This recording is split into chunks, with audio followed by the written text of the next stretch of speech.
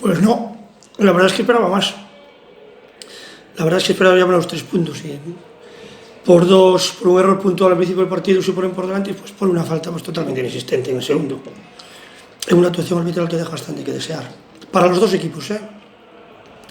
Pero bueno, bastante botín, no. Para mí bastante botín siempre son los 3 puntos. Con un punto no pero ahí no es un botín, es un medio botín. Pero bueno, visto cómo estaba el partido al final, pues, aún creo que siendo merecedores de los 3 puntos, nos vamos satisfechos contra un gran equipo, ¿no? Preveía un poco este tipo de partido aquí, ¿vale? No me coge por sorpresa.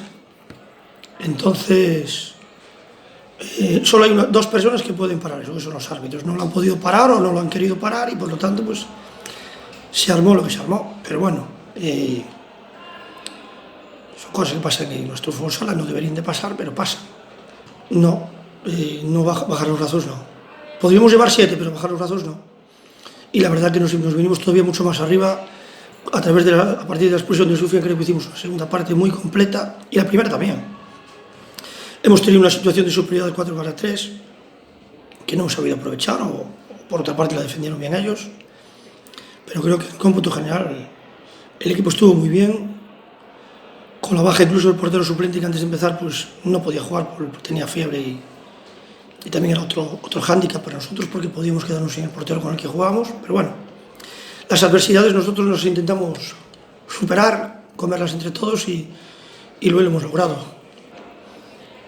Pues no lo sé, no tengo aquí la bolita de cristal que me lo pueda decir. Para nosotros Sufjan es un jugador determinante, supongo que Dani para Marlon también, ¿no?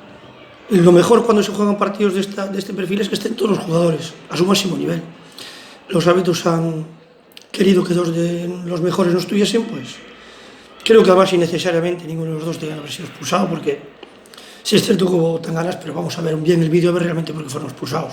Es lo mismo que la expulsión ahora de Alex. Al final Alex es un chico tremendamente educado y encantador, como para expulsarlo con tarjeta roja una vez que acaba el partido. Son árbitros que no manejan la situación o no la supieron manejar.